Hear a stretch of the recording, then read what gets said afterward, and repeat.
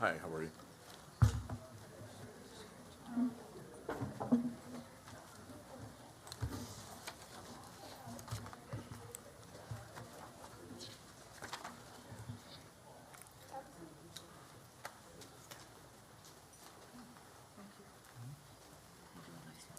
Hey, Commissioner, how are you? Good to see you. Good, good. You look good. Did you drive a sports car? No, haven't been able to I drive. thought you'd at least try. Do you know how to drive a stick? Do you know how to drive one? Well, then you could do one. Too busy. That would have been cool. All right. As we get started, I'd like for everyone to introduce themselves, starting left to right. Quincy Smith, Program Manager, Ceasefire Detroit at the Detroit Health Department. Commander Michael McGinnis, Professional Standards Bureau. Commissioner Darrell Woods, Detroit Board of Police Commission. Jacqueline Pritchard, Deputy Chief, Western Operations. Mark Willis, Deputy Chief, Professional Development Bureau. Attorney Linda Bernard, Police Commissioner, District 2. Assistant Chief Eric Ewing, Field Support. Deputy Chief Carrie Sloan, Detective Bureau, Detroit Police. Rebecca McKay, Commander of Major Crimes. Arnold Williams, Deputy Chief, Eastern Operations. Donna McCord, Captain, Homicide. And someone just joining us? Yes, Commissioner Tamara Liberty Smith, representing District 1. All right, good afternoon, and thank you all for being here. We are committed to sharing information with our community. When we do that, oftentimes we don't have complete information, and that is in fact the case today. We have a number of extremely complex cases to get through. We received a number of media inquiries, and so we decided to do this press briefing. I've also asked several distinguished members of our community to join me here today, as well as our Board of Police Commissioners. As you will hear in some of the information we'll be sharing with you, this is not solely a police issue, but a community issue where we'll be calling on the community for their support and their help as we get through our summer. Summertime is traditionally the time of year that we see an increase in violence. We have an initiative that we have run in the past few years, the One Detroit initiative, that focuses on the 9th and 8th precinct, which are historically the most violent two precincts in our community. The U.S. Attorney has allowed us to expand that program. She's very committed to assisting us in reducing crime and eliminating victims of gun violence in particular, whether that gun violence occurs at a party in the backyard, in a neighborhood, or through some conflict in our community. We had an incident over the weekend where we recovered a number of firearms, including 8 guns and 93 shell casings from one location. 7 of these guns were handguns. 1 gun was an AR-style rifle. 2 of these guns were stolen, and 1 handgun had a switch on it. We have pictures of them at this time that I would like to bring up if we can, if we're prepared to do that. If not, we'll get those to you, and that is not the way we want to display them, so we'll come back to that once they lower the screens. The incident itself resulted in the officers responding to an active shooter.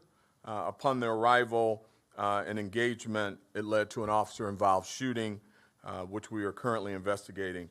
I'm going to have Commander McGinnis of our Professional Standards come up and briefly talk about that case to inform you of where we are with it as we work through the video challenges. Commander McGinnis. Thank you, Chief.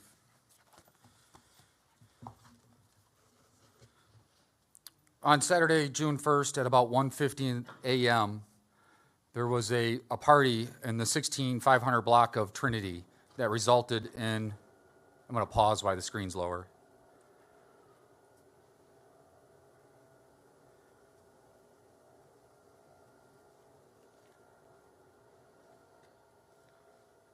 That resulted in several individuals receiving gunshot wounds.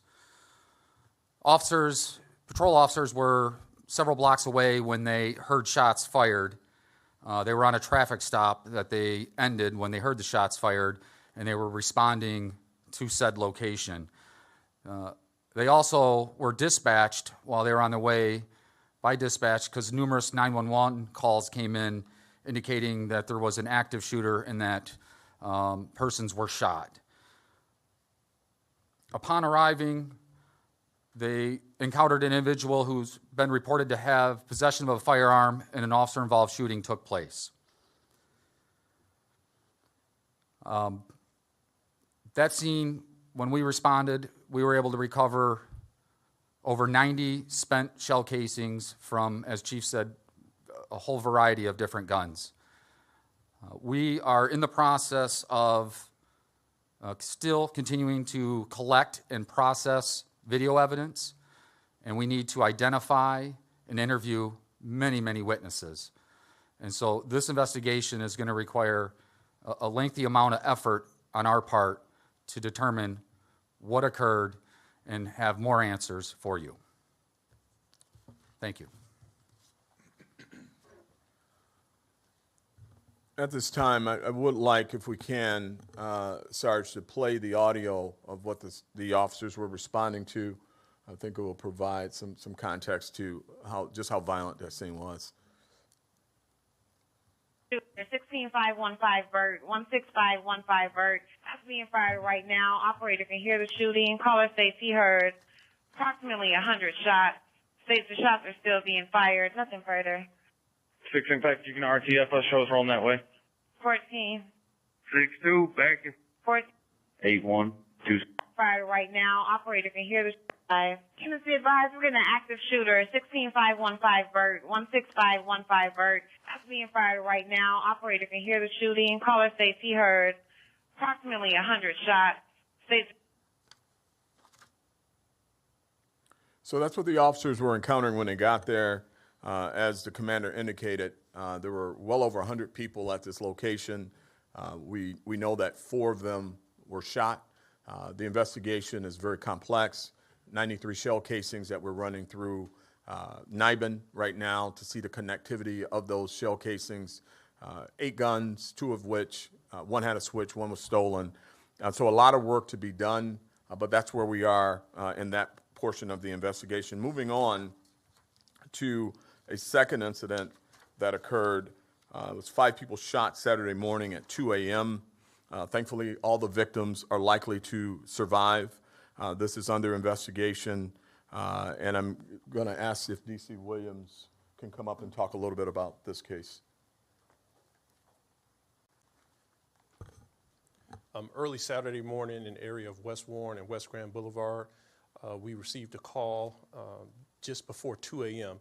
that 5 individuals were shot. When officers got to the scene, they were able to find just under 20 casings from 2 different types of firearms. One was a rifle, one was a small caliber handgun round. And at the time, the 5 victims were, 3 of them were, all 5 were critical at the time. And like the chief referenced earlier, they are looking at to make it now. So most of them are temp serious.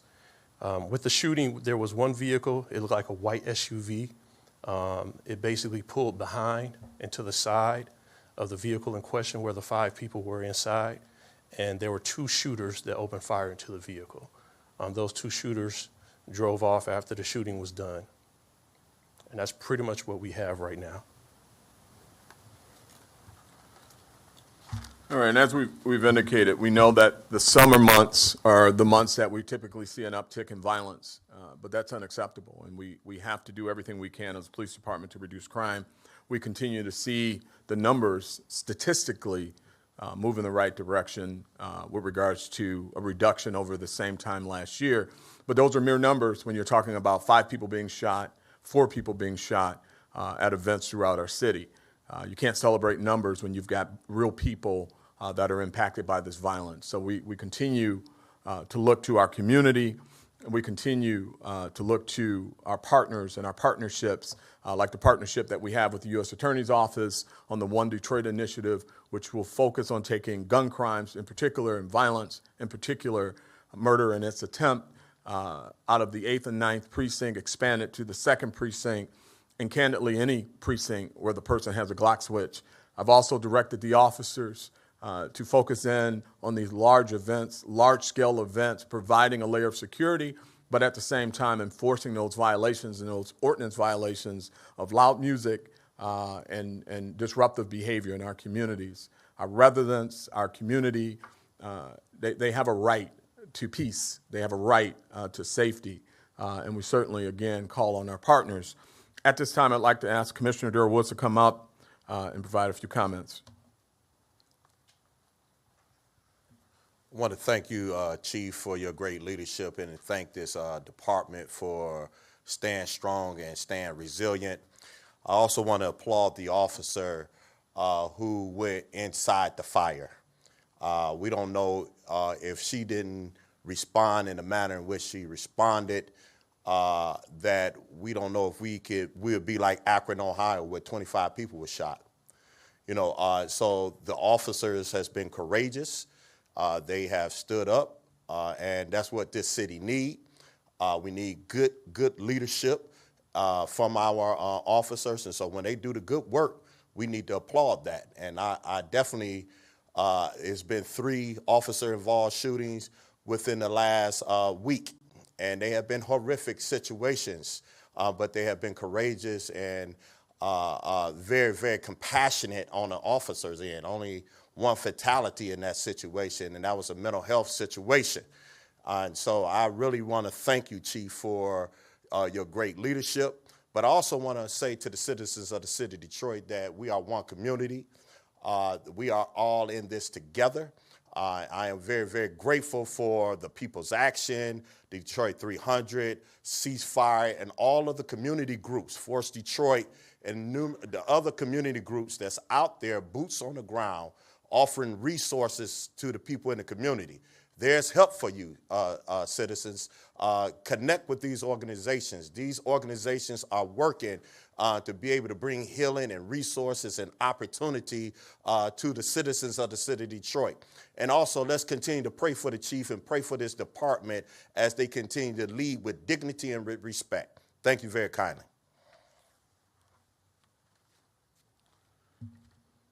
I do second the fact that our officers are working very hard to keep this community safe. Some of the incidents that we are seeing, are beyond really the comprehension. We had 2 seniors about a week ago. One murdered the other over a conflict. We had a situation where 2 brothers were fighting over recording artists and who was the best recording artist. And one brother decided to murder the other. And then sadly, last week, another domestic violence homicide where a person in a relationship with a 19-year-old female shot and killed her in the front yard and ultimately injured the child that she was carrying, who continues to fight for his life at this time. Those types of situations, you can't put preventative policing models alongside those. Those are decisions. Those are horrific decisions. And again, that we need people to make better choices with, whether it's mental health, conflict resolution. There are no statistics that you can overlay or no plan or strategy that you can overlay when someone kills their brother over an issue with a recording artist. And the fight is so intense that it results in a homicide. At this time, I'd like to bring up Commissioner Linda Bernard to say a couple words about the work and what's going on in our community. Thank you, Chief. Again, ladies and gentlemen, it's a sad press conference, and unfortunately, our chief has had to relate all of this, if you will, death, destruction, and hurt and pain to all of us here, and especially our community. We grieve with you, Chief, and we also applaud the heroism of the officers involved. I didn't know until just now that the young lady, that it was a woman officer that assisted, and I'm particularly proud of that fact. Women make a difference on the force. But right now, we've got to do something in order to address these issues regarding the parties and the block parties and everything that's happening, that's creating these gatherings where people are drinking and or smoking and having a good time, and then somebody gets angry, and then it goes sideways. So I understand that the department has requested City Council to enact an ordinance, which we will review as well in terms of the commission, in order to better control these outdoor summer gatherings. Of course, we don't have them in the winter because it's too cold. So that, I guess that's a good thing for Michigan in any event. But the new regulations and the new rules for these will require part of what we already require. In order to do a block party, you're supposed to have a permit from the city. It just can't be something you just spontaneously generate and say, oh, we're just going to take over the block and we're going to party tonight. That doesn't work that way. You have to have a permit, and you have to go through the proper protocols. And then the chief knows and the office knows when there's going to be a big party, and so automatically there's special attention on the area. It doesn't cost the block club or the citizen anything to get that special attention. It's just automatic, because we have an interest in public safety and in the welfare of everyone in our community. So I want to thank you again, Chief, for your remarks. Thank my colleague, certainly Mr. Woods, for his as well. And we can do this, ladies and gentlemen. I know we can. And so all it takes is all of us, each one teach one, each one bring one, each one save one. Thank you.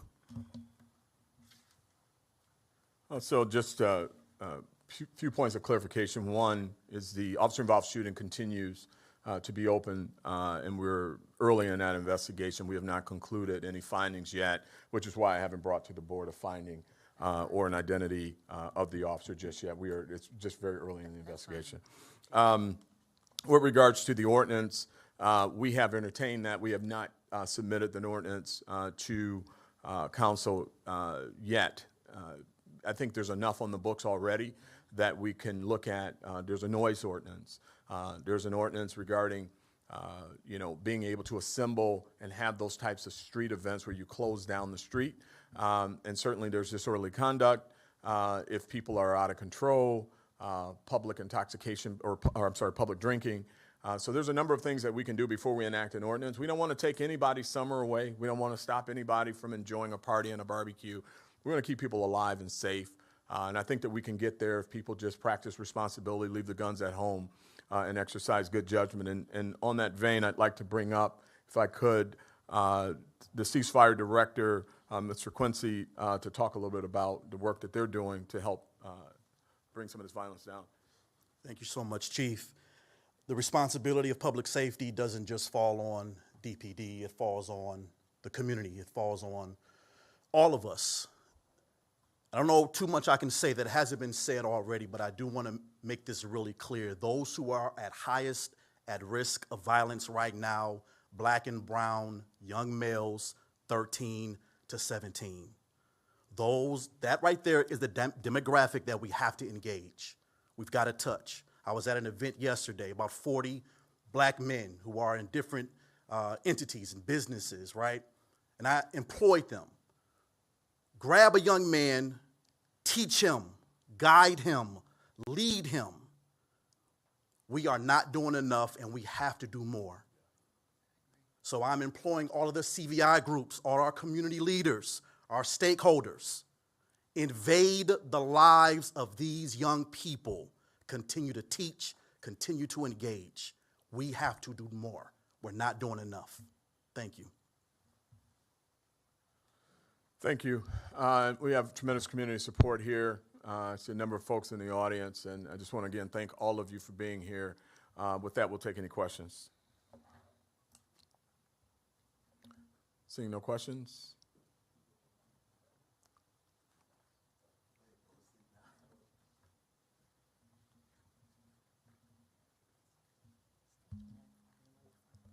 Will Jones from Channel 4. With the officer-involved shooting, was anyone injured, and the ages of all the people injured in all these shootings from over the weekend? If you can.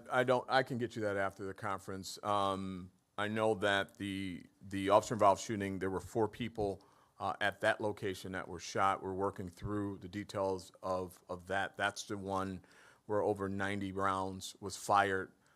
We have reason to believe that some of those rounds were being returned from that party to the people who drove by shooting into the party. We know that our officer struck at least one person. We know we can confirm at this point that it appears that he was shot once and that he was shot in the leg, and I believe he's in his early 30s and is expected to recover.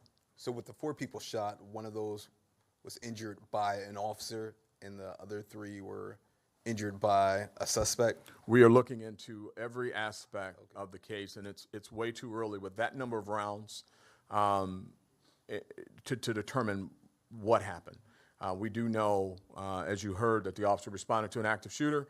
We heard a barrage, an absolute barrage of shooting, of rounds being thrown back and forth.